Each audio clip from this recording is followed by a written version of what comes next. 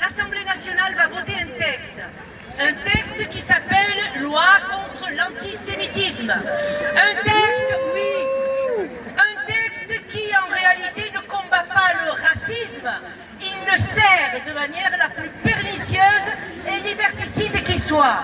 La loi Adam, portée par une députée qui a elle-même déclaré vouloir interdire nos slogans dans la rue, qui a dit sans embâche que Free Palestine devrait devenir un délit, voilà l'objectif, voilà la vérité du texte. Parce que derrière le titre, qu'est-ce qu'on trouve? Un amalgame délibéré, assumé entre antisionisme et antisémitisme. Critiquer un État qui pratique l'apartheid et qui mène un génocide reconnu par la Cour internationale de justice, critiquer cet État deviendrait en France un acte raciste. Alors pratiquement, on nous demande d'assister, de continuer à regarder les médias merdes et de valider cet horrible génocide. Et ce n'est pas tout. Ça tombe toujours sur moi, je suis désolée. Et ce n'est pas tout. Ce texte élargit le délit d'apologie du terrorisme au discours dit implicite. Ce qui veut dire expliquer pourquoi un peuple résiste pourrait vous valoir des poursuites.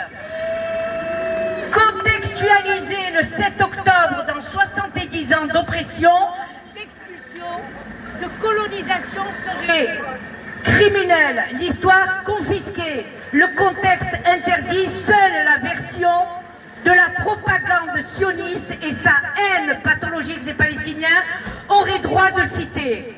Voilà ce que c'est la loi Adam. C'est une police de la pensée. C'est l'ordre des dominants qui légifèrent pour se protéger de ceux qui le nomment. Le double standard, il crève les yeux. On peut soutenir les Kurdes, les Ouïghours, les Sahraouis. Personne ne propose de loi. Mais toucher à Israël, l'allié stratégique, le partenaire économique, le protégé des chancelleries occidentales, et aussitôt on sort l'arsenal pénal. La Palestine, camarades, ce n'est pas qu'une cause. C'est un... Ça y est, c'est reparti. Ben, j'aimerais bien le tien, il fonctionne toujours bien, toi. La Palestine, camarades, ce n'est pas qu'une cause, c'est un révélateur. Elle révèle à quel point ceux qui nous gouvernent sont prêts à tout pour faire taire la solidarité populaire avec la Palestine. Pour mettre un bâillon à toutes celles et ceux qui ont le courage de dire les choses, d'affirmer leur humanité. Alors le 16 avril, on ne les laissera pas faire, on interpelle nos députés, on manifeste, on parle, on continue, parce que notre droit de dire la vérité ne se négocie pas. Si cette loi passe,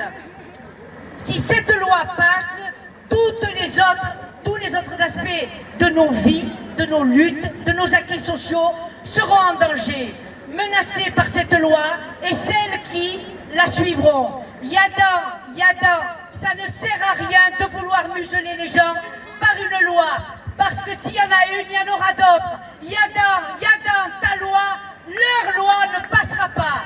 Merci, messieurs, dames. Génocide!